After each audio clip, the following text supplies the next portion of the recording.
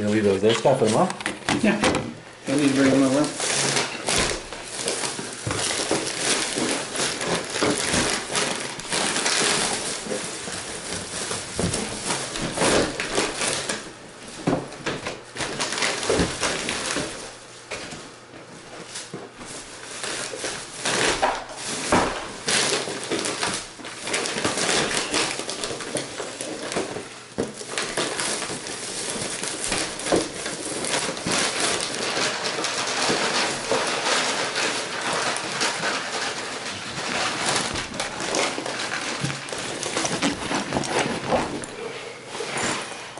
Forget that. Alright. What?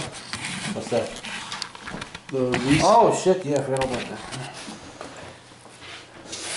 Yeah, I saw the breaker bar and I was like, cool. It looked like it was like $8 and $12 and $3. I was like, yeah, that's cheap. Yeah, bro. Me too for that money. Alright, I will pick up at 10:30. Your phone's in that thing. Your bag there. I see it. And the other phone is carefully hidden in some place Mike is not Yeah, I about to haven't seen it disclose. since it was. He made that disappear quick. Yeah, where is that thing anyway? Vanished. Well, you're not going to be able to get it back. Yeah, never gonna see that phone again. Get that thing back tomorrow. Just make sure you bring your contacts with you tomorrow. Put them in there. My contacts. You know, the things you said you filled out. Oh. All your phone numbers. Oh, and I keep line on my contacts. Yeah. Put them on the computer and right your phone. Alright, yeah. Where are you gonna need to sign at? Well, in the toolbox usually, right there. All right, boys. All right, Mike, we'll see you all too early tomorrow. Did it rain? They said it might shower, but I don't know if it rained or not. Might just be heavy dew. Yeah, it's just the dew. Yeah. That fun time of year again.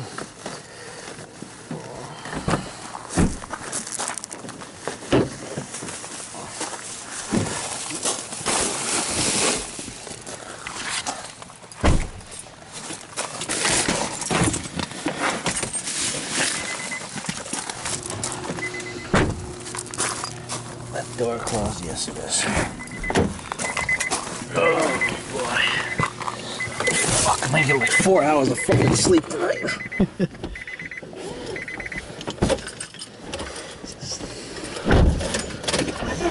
I'm not used to various sounds. So this week we're up to 34,000 miles, is that what that says?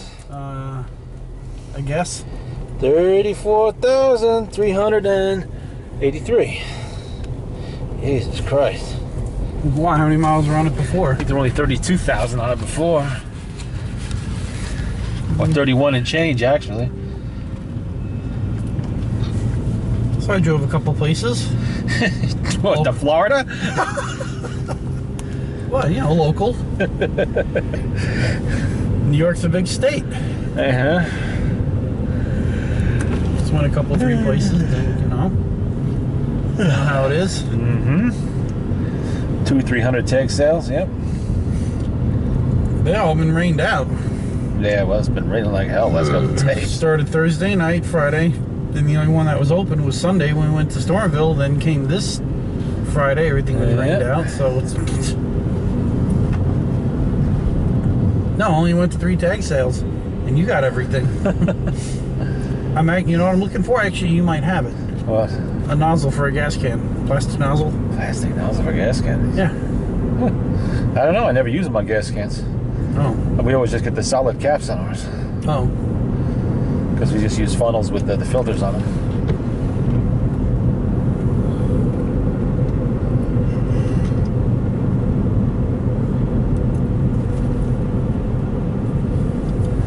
So it'll be interesting to see what happens next. I figured they would get the guns wrong. They always do. Well, actually, that's unusual for the British to get it wrong, but they do something. How off were they? Only by one generation. That was the 1898 Gewehr Mauser, and those were the newest rifle in the German military In at that time. Or 1910. 1910, that would be so. they wouldn't be giving those to revolutionaries in other countries. They'd be reserving them for their own military. But they had a lot of the last generation that they gave, like they gave to the Turks, they gave to the Chinese, and they gave to the Irish too. The Gavir 88, 1888 model. And I don't think they were doing that in 1910. I think that didn't happen until 1914, 15, somewhere around there. At a time when Germany was at war with England in the First World War. In 1910, Germany would have been making efforts to maintain peace with England for as long as possible. When did the Kaiser take over? The 1880s. I forget exactly when. Had one of those on Pawn Stars, that helmet with the spike. Yeah.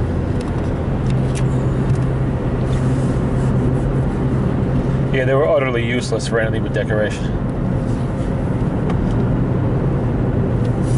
They didn't protect your head particularly well, or not against shell fragments and bullets and shit like that. Not that a helmet would protect your head from bullets, but it might deflect a shell fragment. And it was the French that innovated that particular idea. How many show shits are in museums?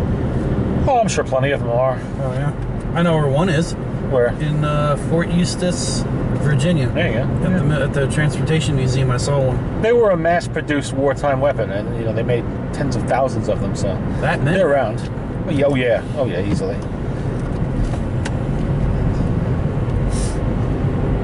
Pretty much every weapon in the First World War was mass-produced in tens of thousands. You're talking armies of millions of men, so tens of thousands of rounds. It really doesn't go that far. What about that cannon we saw? Which one? That's a field gun, but yeah. Yeah, they were produced in not as large a numbers, but there were a lot of them. It had to be. When you figure the Battle of the Somme was preceded by a bombardment of some 3.5 to 4 million shells. That didn't come from 5 or 6 guns. It came from probably 100,000 banging away.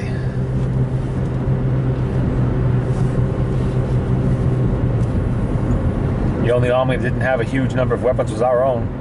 Big Bertha. That was German.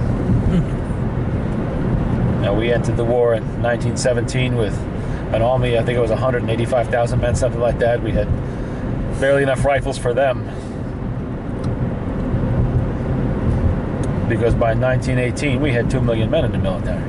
It's a hell of a fucking increase overnight. Same thing happened in World War II. What was almost as bad, but the only difference in World War II is we had a huge stockpile of guns from World War I. So at least we could put some form of rifle in the hands of pretty much everybody we sent into combat. But in 1917, we were giving guys 1898 Krags. We even were training them with, old black powder Springfields. We had to contract with Remington Arms to make the British rifle, the Enfield, that they'd been making for Great Britain. Luckily, they were able to do that because they just finished a British contract. We were taking rifles the Russians defaulted on and issuing to our own troops. And we had no machine guns. We had the 1895 potato digger. That was it. And not many of them at that. The Gatling gun was no good by then? Not for the First World War, no. That may have been sufficient for 1898 against Spain. But against the Germans in 1917, who had been already fighting almost 3.5 years of war, no, they would not have been good enough. When they had Maxim guns galore and MG-13s and all kinds of other shit. When did the Vickers come out? I forget exactly when, but around that time, somewhere in there. And we had John Moses Browning. And Browning very quickly, extremely quickly, designed the 30 caliber belt-fed machine gun. He designed the BAR. The water-cooled? Yes, the original 30 caliber water-cooled, was later converted to air-cooled. But he also designed the BAR. Now, most of these weapons... Now, the BAR did make it to France, but only for the last months of the war.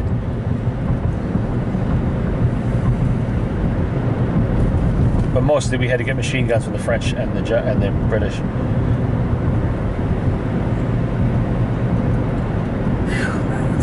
And usually American troops that were fighting with the British or the French were issued their rifles. Mostly colored troops, in the case of the French. So they would fight under French command with French Lebels and Berthier's. Pershing didn't want that. He wanted a unified American command, but for the most part he got his way. But when things really got bad, when the Germans pushed the final push in 1918, he had no choice but to cooperate more fully with the British and the French and split up some of our men.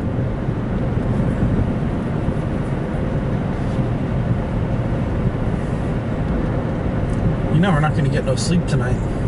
Oh, I will. I don't know about you.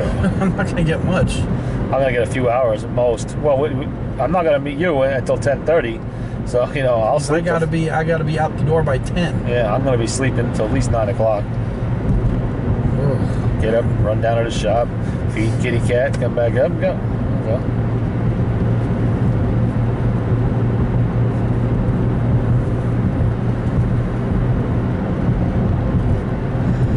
Well, we ain't exactly going on a 10-mile hike tomorrow. It's just a little bit of shooting and not even that much.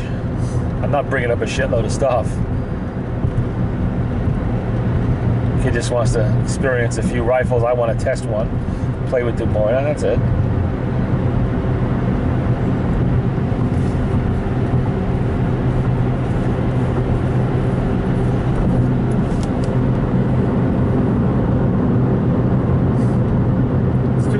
Got Zach on video with him saying he's a expert sharpshooter. You know something, Scott? I have forgotten most of what I have on video from 10, 15 years ago. It is possible that somewhere buried in all that shit, I actually do have him with some of those stories, And then missing the targets when... Don't know if I ever filmed him on the range. I don't think I ever did that. Because I used to, at that time, when he was shooting there, I had that huge, enormous video camera. But it's very possible that I have him, boasting or something like that. What targets did he hit, or is he hitting the ground? Oh, he was sitting around it. A little bit over there, a little bit over there, not quite getting it where he wanted it to be. Do you still got Ivan the Terrible? Sure do. Ivan the Terrible, still there. What was that, 22 that he was hit with? No, that was 223. 5.56 millimeter. That was a training target, that's all that was. Pop-up target. He brought that back from the guard. And periodically they get so many holes in them, you gotta change them, so I guess they told the guys, go ahead, you can bring one home. Piece of plastic, we won't miss it. Yeah, well, they're gonna throw it out. So. You take it home, it saves the government a few pennies in disposal fees, Well,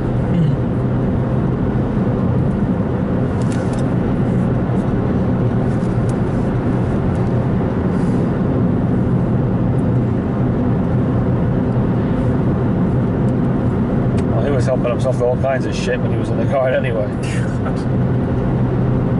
What kind of stuff did he bring home? Sandbags, ammo cans. Oh, good shit. Blank rounds, uniform bits, patches, pins, magazines, shit like that. Once he brought home a clock. The box had broken and it was in. Still hanging on the wall of my office. You got that submarine clock off the... I have that. And I have a connection to somebody who can possibly fix it for me, too. Oh, yeah? Yeah.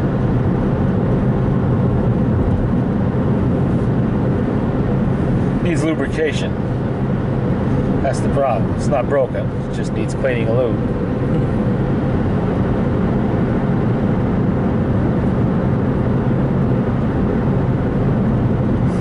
Seen some real nice clocks come out of Italy, but then once they break, man, fuck. Well, they have to be fixed by a clockmaker. You can't just order parts on the internet and slap them in there and they're working. But even for a clock repair work, that's got to cost an arm and a leg. Oh, yeah. Yeah, it's not cheap.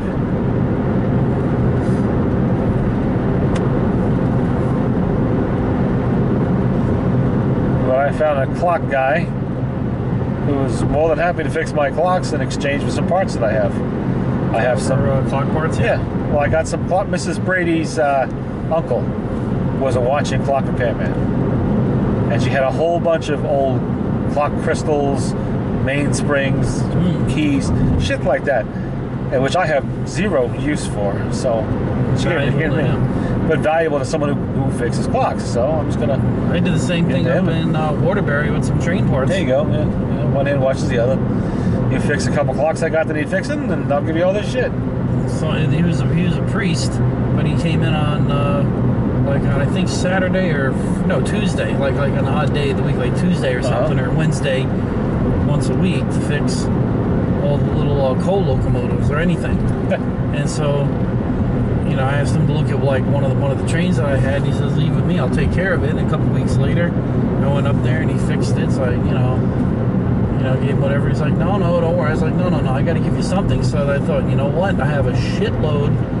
I would buy like the box for $10-15. Here's a shitload of parts. Yeah. I'm not really fixing the locomotive engines. I don't like those. I like diesels. Yeah. So I came in and I said, "Do you have any use for this?" And he's like, "Oh man, I thought I would have had to wait 6 months to get this." I said, I said, no, you fix my other train here. And I said, "Here you go." I said, "Ma'am," and then we got all the busted like locomotives that not by my hand, they were already busted in. He said, "Boy," I said, "what are you going to be able to fix with this?" And he says, "My God, he's about 10, 20 trains with this." I said, "Nothing's going to go to waste. Nothing's going to go in the trash." I said, he's like, "Thank you." I said, "Thank you. There you go."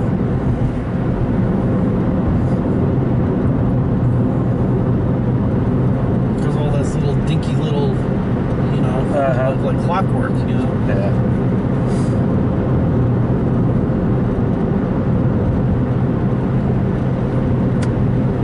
2:25 in the morning. Yeah, you'll be home at 3. I'll be home at 3:30. I'll get like 3 hours of fucking sleep. I'm gonna be hurting tomorrow. Now it's tomorrow now. Yeah. Oh man. Another hour, the damn sun's gonna be up.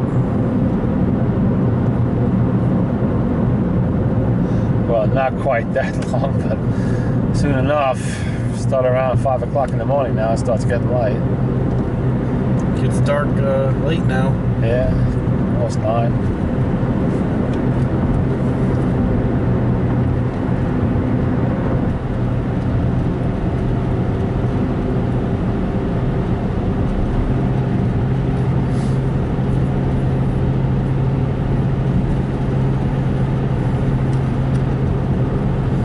So we just saw episode 6?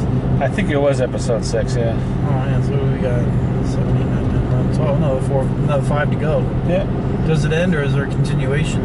I believe it is a one-shot series. It covers building of the Titanic, and that ends in 1912. They delivered it. When the ship is delivered, yes. And then, of course, it goes on to history. But I don't believe they're going to be bringing it back, no. And it doesn't actually cover the sinking itself. No, just the delivery. Yeah.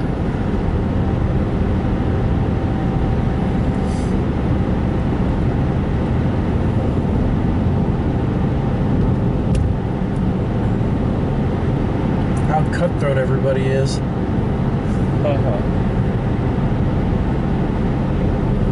That's what they were like back then. Protestants against the Christians.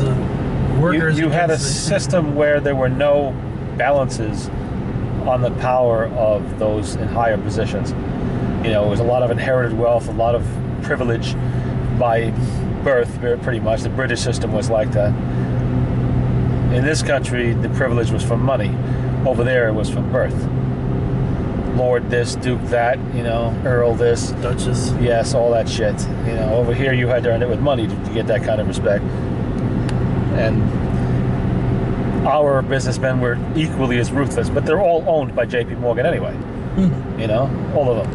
Now, when did he die? Before 1913. He passed away of natural causes in 1913.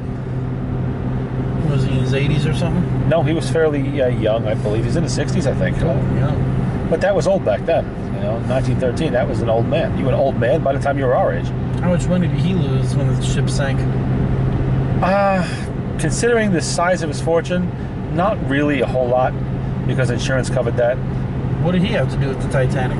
He owned the company that owned the Titanic. He owned International Mercantile Marine.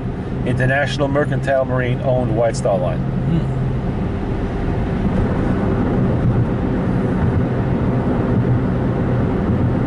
J.P. Morgan owned an awful lot of business. That was just one of the businesses he owned. He owned many. He owned U.S. Steel. He owned a lot of stuff.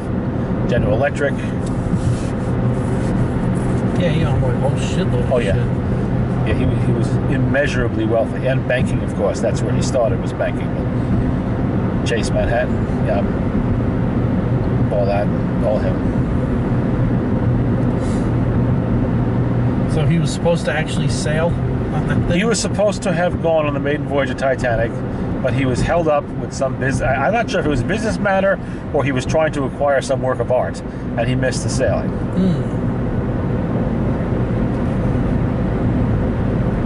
I wonder if he was thinking. I imagine he was. When the newspapers came in that night, or what was it? The morning of the 15th. The morning of the 15th, yeah. Yeah, the morning of the. Although I imagine he was informed well before that. I'm sure he was informed as soon as anybody knew that there was a problem. Those men lived and died by information. They kept telegraph offices going in their homes 24 hours a day. You know, a strike here, you know, disaster over there. They knew it all.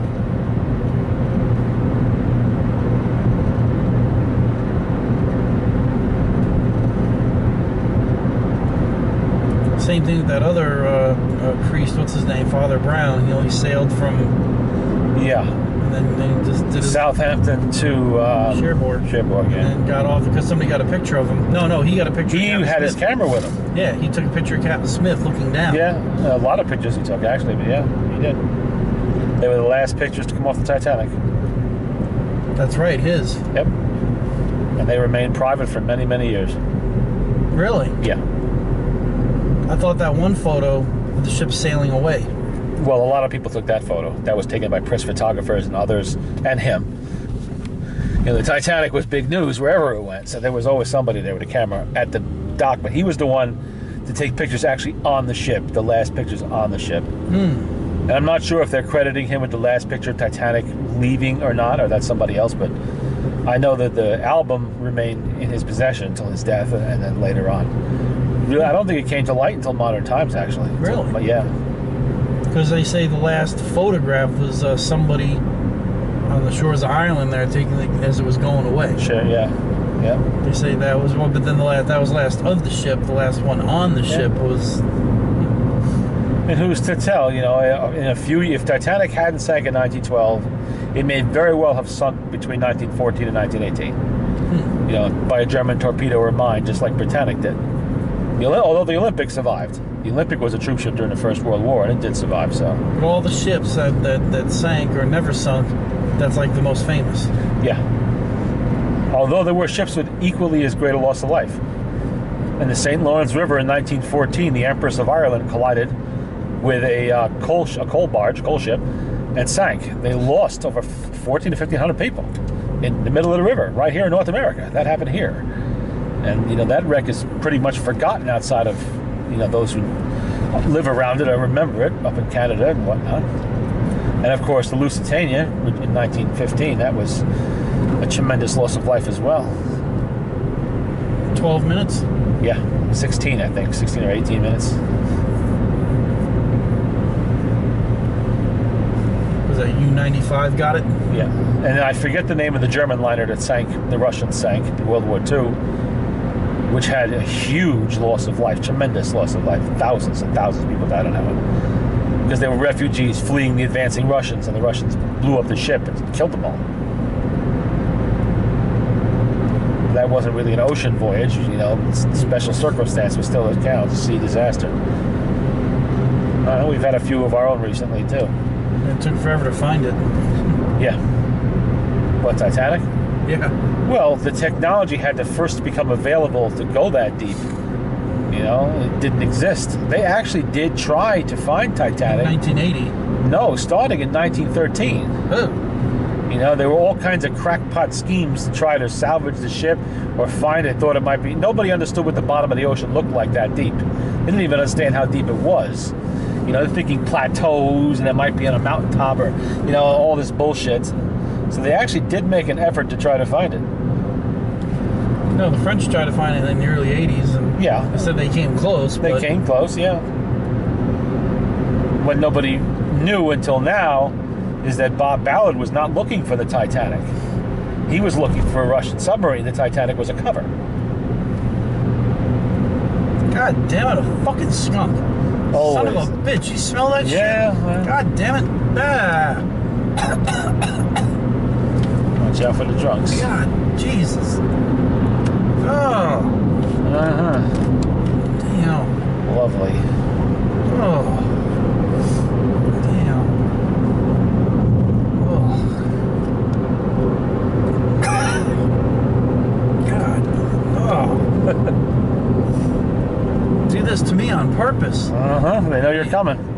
Get ready, set, boys. Here he comes. Boom. Oh. Let it rip.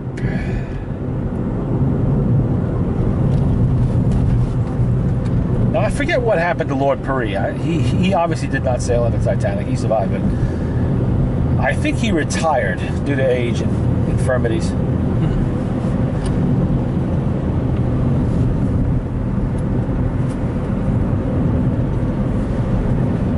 And it wasn't until we actually were able to get down to the Titanic that we found out about the steel used in it. That there were problems. Yeah, they did tests on it just. Yeah, although there were always rumors about that there were problems with the steel. There's always rumors about that, but it wasn't confirmed until they actually got down there and found it.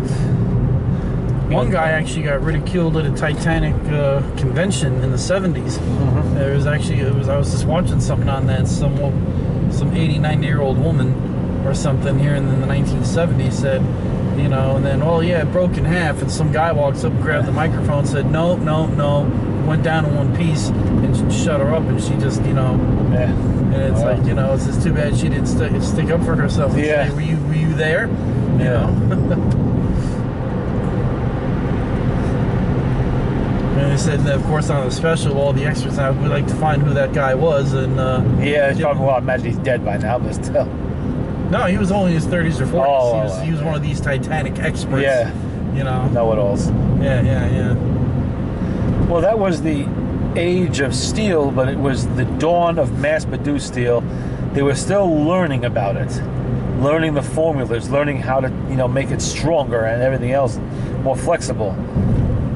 And it was all experimental, so they were learning as they went. And the Titanic was a learning experience, like every ship that they made, every large structure at that time made from steel. They were still refining the process of making steel itself, you know, the mass production of it. When you get to the end, it was about labor, about money, labor cost. Yeah. I want it now. Yep. That was it. I mean, it did amazingly well considering it was all new technology, and they didn't have our technology. You know, they didn't have the ability to analyze things the way we can today. It was all trial and error, and they did pretty damn good despite that.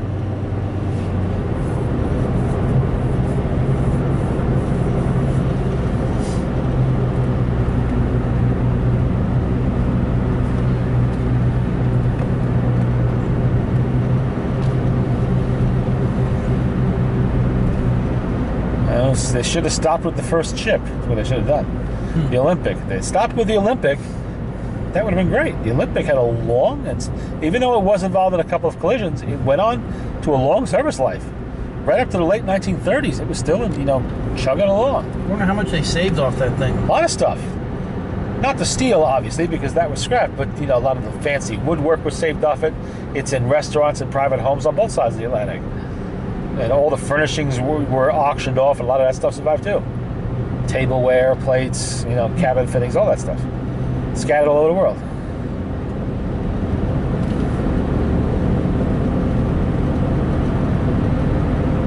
Oh, you got a pin, right?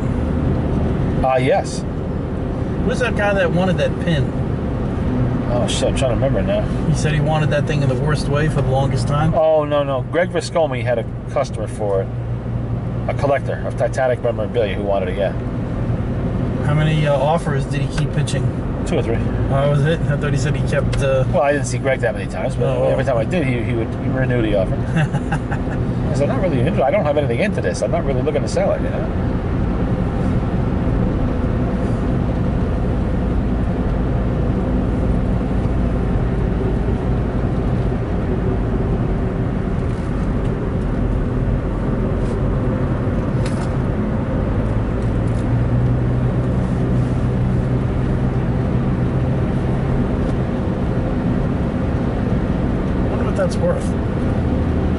don't know. Quite a bit, actually.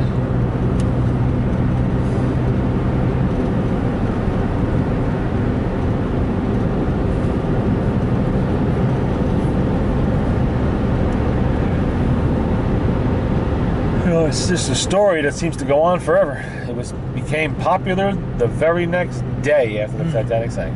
Well, It has everything needed for a good drama. Famous people, intense situations, the pressure, everything else.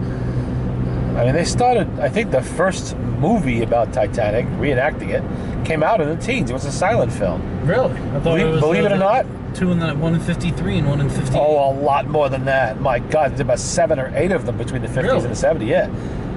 The Nazis even made a Titanic film. Yeah, really? Joseph Goebbels did for the Nazis. Yes, during World War II. They diverted all kinds of resources to it, too, in the middle of the worst part of the war.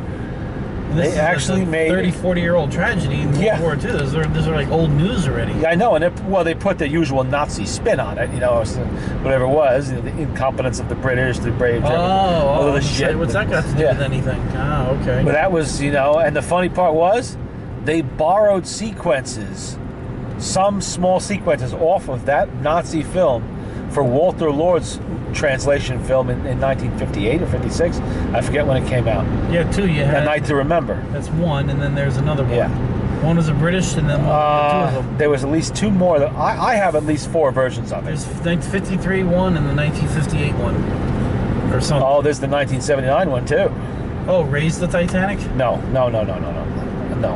Another story about the disaster itself. It was done in Britain in the I think it's 79. It was definitely in the 70s. What's the one with Obi-Wan Kenobi there? I don't really know. That was Raise the Titanic. Yeah, that had nothing to do with the original disaster. That was a fantasy film. Yeah. That was a Cussler's book on that. Yeah.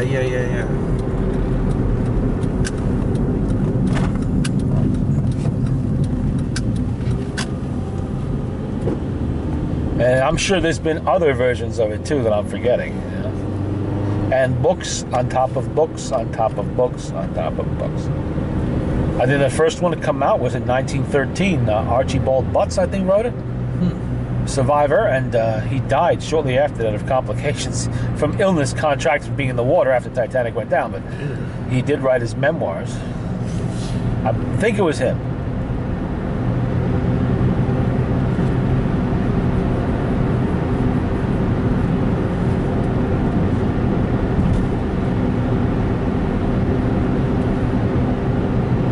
I thought it was only the 2 black and white films, and then No, the Titanic's. And then what was that real cheesy one that came out before DiCaprio there? Well, those were the modern versions. That one was made for television. And the British have done one even more, in our era.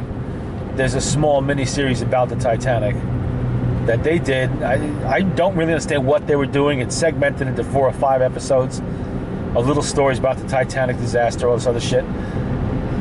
Done in like a movie form. I really couldn't make heads or tails of what they were trying to do. We saw it at Mike's house. It was like I can't think of his name now. Yeah, I know the one, but then I think there was another version besides that. Oh, for God's sakes, I didn't go down Root Avenue. Oh, you forgot. Son of a fucking bit. God damn it. This light's out to fuck me. You see it? It's red, like sure enough. Dunkin' Donuts and Taco Bell. Everybody out to fuck me. Look at this. The light is red. Yeah. Oh, look at that. Oh, wait. Did you What? get that? What? It tripped. Yeah. Look at that. Look at that. You got luck. See? Unbelievable. Here you were complaining, and the light heard you and said, well, we'll give him a break this time. It's the middle of the fucking night. Yeah, that's when it's the worst, and you just sit there. Yeah. Unbelievable. I mean, we've had the road almost entirely to ourselves all the way home. We've only seen about 2 or 3 cars. And no deer. No, but we smelled a skunk. Oh, yeah, skunk got me. Got skunked.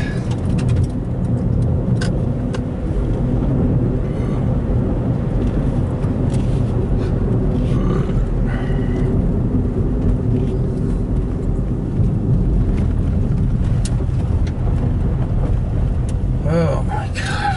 I'm going to get like 3 hours of sleep. I know. I'm not looking forward to getting up in the morning, that's for sure. Who picked 11 o'clock? Mike did. He's got things to do in the afternoon. Other than shooting. All right, I'll see you in a few hours then. I'm Okay, Scott. straight to bed. Oh shit, you know. Both of us, for that matter. Yeah, I ain't sticking around. It's all right. It's all right. I'm going to good. bed. It's just, I still got to get the guns ready in the morning too. yeah, I know. Yeah. I'm not taking a bunch up. I'm just going to grab a couple, and that's it. Just 3. Since we're not making a whole day of it, you know. Yeah. All right.